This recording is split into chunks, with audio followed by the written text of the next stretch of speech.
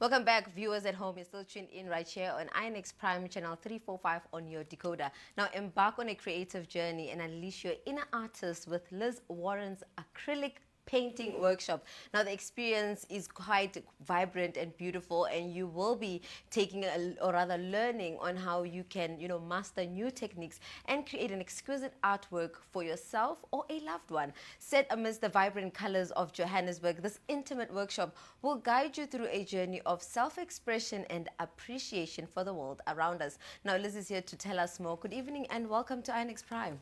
Thank you so much for having me. It's wonderful to be here. I'd like for you to just describe to us really your background in art and what really influences you and your workshop in particular. Well, I've always loved art and did a lot of art as a child, and painted at school, and did art at the Joburg Art School, and then wanted to study art, and my dad said, no, you have to do something that's a real job. So I studied town planning, and I worked as a professional for years, and then when we had children I worked part-time, so and then started painting more. And so that's where my background comes. Now, seeing that the workshop is mainly focused around the Jacaranda itself, and we all know it's so beautiful, the white, the purple Jacarandas, we love them, and also the scent itself. I want to know from you, why is it particularly the Jacaranda tree your subject of focus? Well, it is for the season. So I generally paint a lot of indigenous plants and things like proteas and aloes.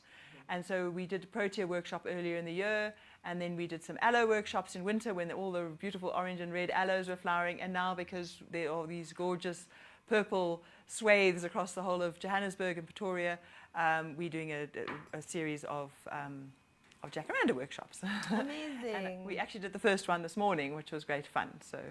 Okay, and how did that go? It went very well. In fact, I have some of my students work here to show you.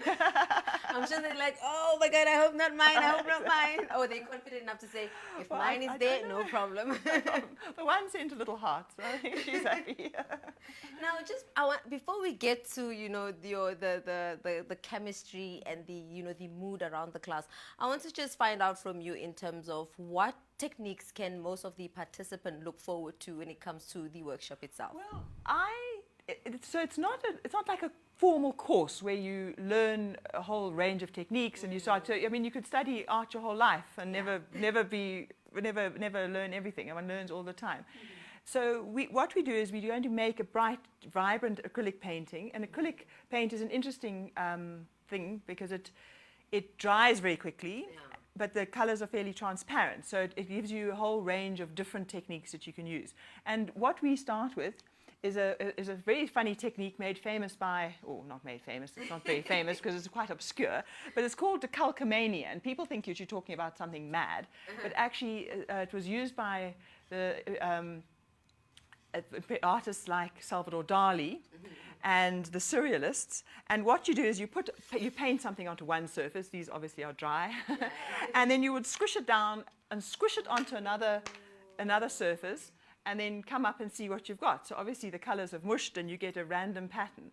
So our acrylic paintings like this start off as a completely random lot of different colors. Now, someone like Salvador Dali would look at it and think, oh, that looks like a clock, or that looks like whatever, and he would then take that further. Yeah. In this idea, what we're then doing is we're then taking this colorful background and we then use it to then create our painting in our background. And basically, we end up like this, and then we paint everything that isn't the tree, and then we paint. So we slowly build up in colors and layers, and to build up our painting. So.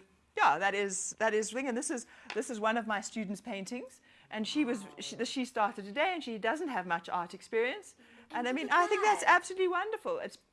We're not trying to create a botanical drawing of jacarandas. We're creating a fun, bright thing that makes you, when you look at it, you think, oh, that's part of my heritage. And funnily enough, the jacaranda paintings, you say, why jacarandas? Yeah.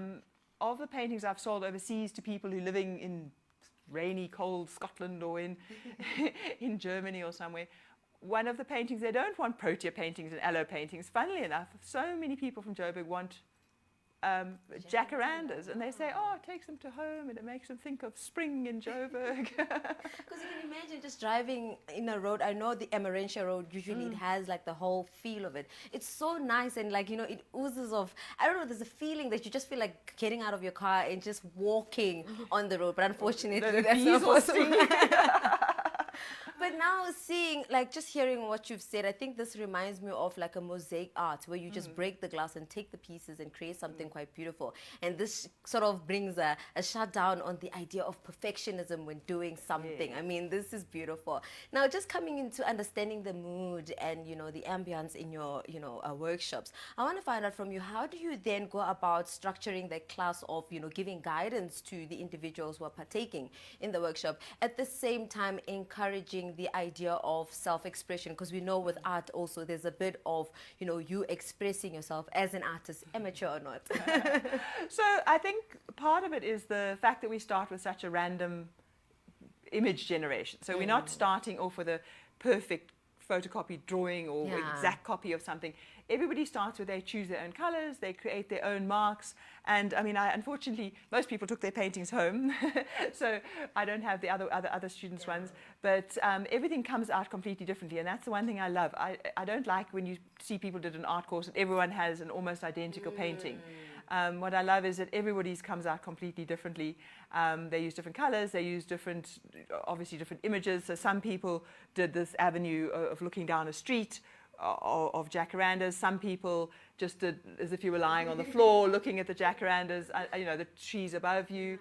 Other people did like a jacaranda with a house in the background or things. So people did completely different paintings. So everyone does their own thing. So I like that, and that's why I keep my groups very small.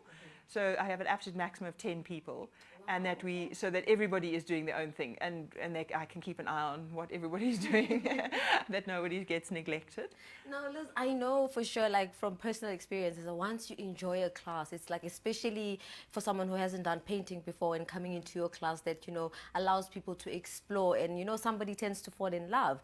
Now, what happens then after one of the participants who now wants to continue with the art or just being in the art space? Where to from here, and what advice do you give to them? Well, just get drawing, keep painting, keep working.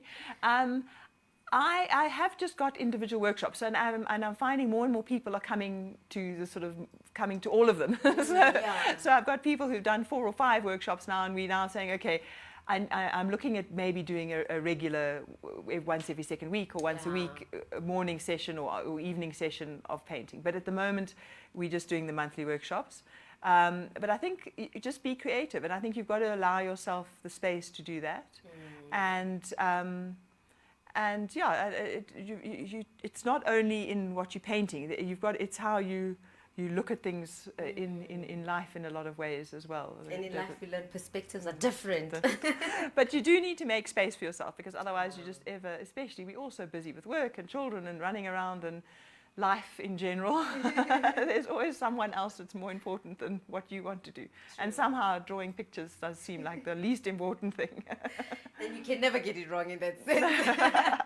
Now, for viewers who are now so interested in being part of this workshop, can you just tell us a bit of the details? I believe it's happening on the 19th of October, if I'm not mistaken. Yes, so we had one today and one tomorrow. Okay. So, and both of them are full, were full.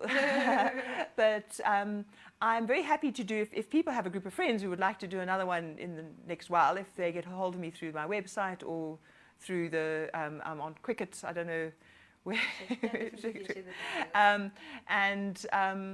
We could,